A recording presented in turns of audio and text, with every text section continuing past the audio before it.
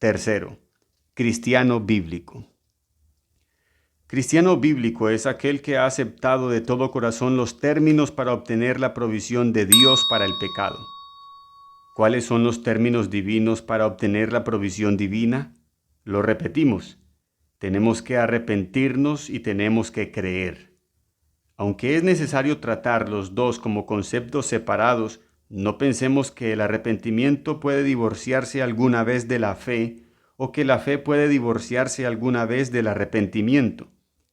La fe auténtica está saturada de arrepentimiento y el arrepentimiento auténtico está saturado de fe.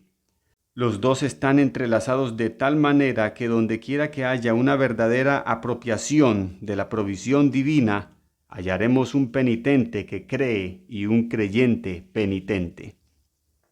¿Qué es arrepentimiento? La definición del Catecismo Menor de Westminster es excelente.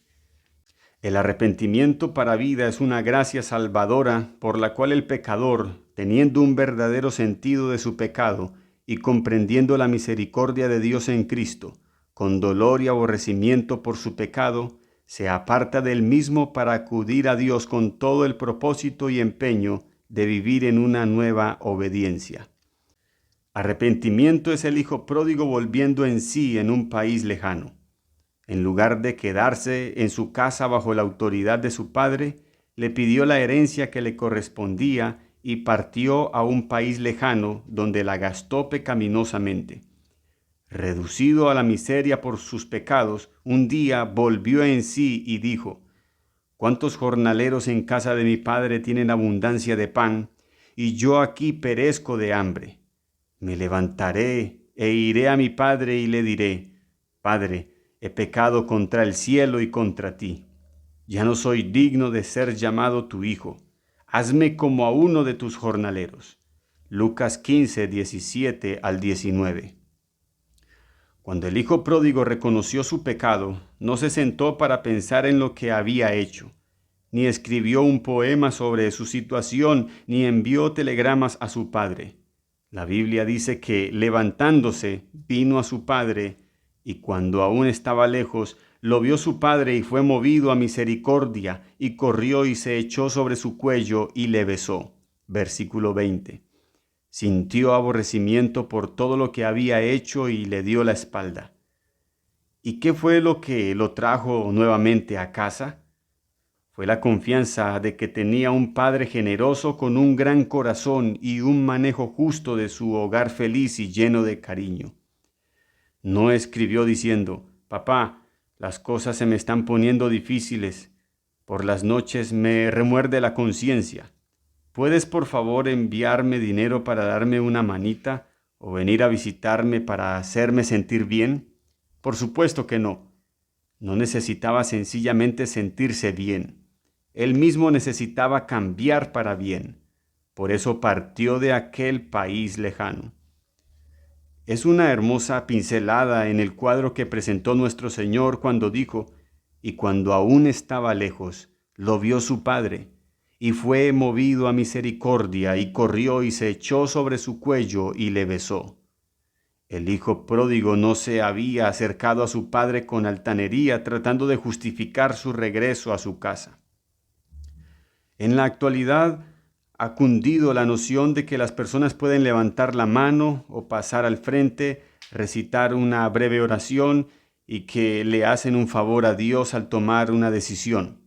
Nada de esto tiene que ver con la verdadera conversión. El arrepentimiento auténtico involucra el reconocimiento que he pecado contra el Dios del cielo, aquel que es grande y misericordioso, santo y todo amor, y que no soy digno de ser llamado su hijo. Sin embargo, en el momento en que estoy listo para dejar mi pecado y darle la espalda, con la disposición de acudir humildemente al Señor, preguntándome si acaso habrá algo de misericordia para mí, maravilla de maravillas, el Padre sale a mi encuentro y me envuelve con sus brazos de amor reconciliador y misericordioso. Y recalco, no es de un modo sentimental que Él abraza al pecador penitente con su amor perdonador y redentor. Pero notemos que el padre no abrazó a su hijo pródigo cuando éste todavía estaba cuidando cerdos y en brazos de rameras. Entre mis lectores habrá algunos cuyo corazón está comprometido con el mundo y que aman los caminos del mundo. Quizá tú mismo, en tu vida personal o en tu relación con tus padres o en tu vida social donde no tienes en cuenta la santidad del cuerpo, demuestras quién eres realmente. Quizá entre los que leen estas líneas hay quienes están involucrados en actos de fornicación o siendo solteros desarrollan una intimidad inapropiada con alguien o ven programas de televisión o películas que alimentan las bajas pasiones y aún así pretenden invocar el nombre de Cristo. Viven con un hato de cerdos y luego el domingo van a la casa de Dios. ¡Qué vergüenza! Si te cuentas entre ellos, deja el chiquero y tus antros de pecado. Cambia tus prácticas y tus costumbres de indulgencia carnal. Arrepentirte es estar lo suficientemente contrito como para dejar tu pecado. No conocerás la misericordia perdonadora de Dios mientras ames tus pecados. Arrepentirse es separar completamente el alma del pecado y siempre con fe. ¿Qué es la fe? Fe es entregar el alma a Cristo tal como lo ofrece el Evangelio. Mas a todos los que le recibieron, a los que creen en su nombre, les dio potestad de ser hechos hijos de Dios. Juan 1:12. La fe es comparada con beber de Cristo, porque en la sed de nuestra alma bebemos de Él. La fe es comparada con poner la mirada en Cristo, seguir a Cristo y correr a Él. La Biblia usa muchas analogías que se resumen en esto. En el suplicio de mi necesidad, me lanzo sobre el Salvador, confiando en que será todo lo que ha prometido ser para el pecador necesitado. La fe no aporta nada a Cristo, es solo la mano vacía que toma a Cristo y todo lo que hay en Él. ¿Qué hay en Cristo? Perdón total de todos mis pecados. Su obediencia perfecta es puesta a mi cuenta. Su muerte es considerada como la mía. El don del Espíritu radica en Él. La adopción, la santificación y últimamente la glorificación también se encuentra en Él. Y la fe, al tomarse de Cristo, recibe todo lo que está en Él. ¿Acaso está dividido Cristo? ¿Fue crucificado Pablo por vosotros o fuisteis bautizados en el nombre de Pablo? 1 Corintios 1:30. ¿Qué es un cristiano bíblico? Un cristiano bíblico es aquel que ha cumplido de todo corazón los términos divinos para obtener la provisión divina para el pecado. Esos términos son el arrepentimiento y la fe. Me gusta pensar en ellos como la bisagra con la cual la puerta de la salvación se abre y se cierra. La bisagra tiene dos palancas. Una está atornillada a la puerta y la otra al marco de la puerta. Están unidas entre sí por un perno y gracias a esta bisagra la puerta se mueve. Cristo es la puerta, pero nadie entra por él si no se arrepiente y cree. No hay una bisagra auténtica hecha exclusivamente de arrepentimiento. El arrepentimiento que no está unido a la fe es un arrepentimiento falaz. No va más allá de nosotros mismos y de nuestros pecados. Del mismo modo, no hay bisagra auténtica hecha exclusivamente de fe. Una fe confesada que no esté unida al arrepentimiento es una fe falaz, porque la fe auténtica es una fe en Cristo para salvarnos no en el pecado, sino del pecado. El arrepentimiento y la fe son inseparables. Y os digo, no, antes, si no os arrepentís, todos pereceréis igualmente. Lucas 13:3. Los incrédulos están listados entre los que, siendo los cobardes e incrédulos, los abominables y homicidas, los fornicarios y hechiceros, los idólatras y todos los mentirosos, tendrán su parte en el lago que arde con fuego y azufre, que es la muerte segunda. Apocalipsis 21:8. Cuarto, la evidencia de ser un cristiano bíblico. Cristiano bíblico es aquel que manifiesta en su diario vivir que sus afirmaciones de arrepentimiento y fe son auténticas. Pablo predicó que los hombres debían arrepentirse y volverse a Dios realizando obras dignas de arrepentimiento. Hechos 26:20.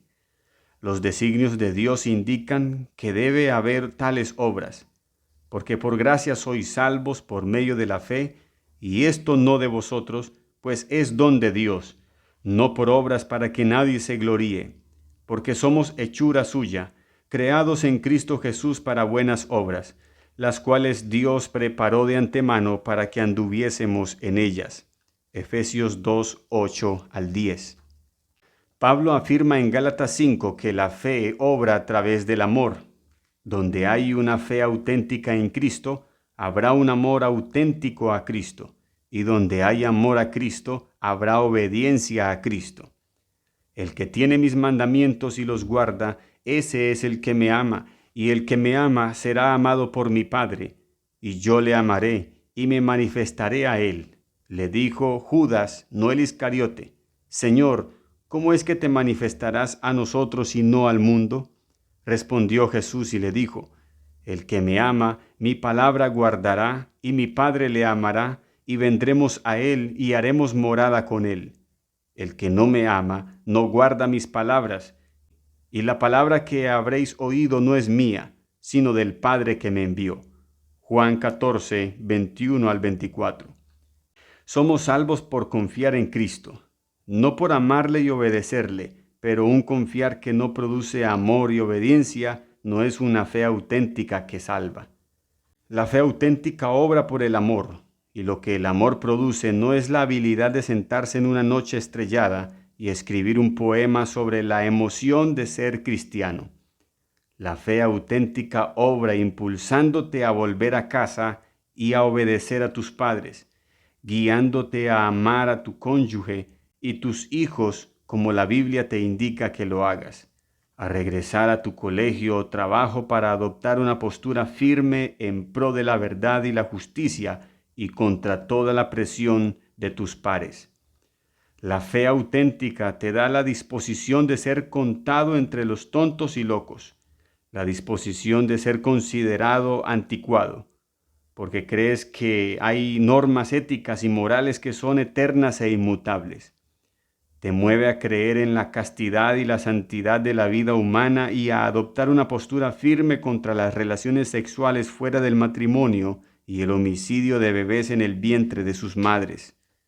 Porque Jesús dijo: porque el que se avergonzare de mí y de mis palabras en esta generación adúltera y pecadora, el Hijo del Hombre se avergonzará también de él cuando venga en la gloria de su Padre con los santos ángeles.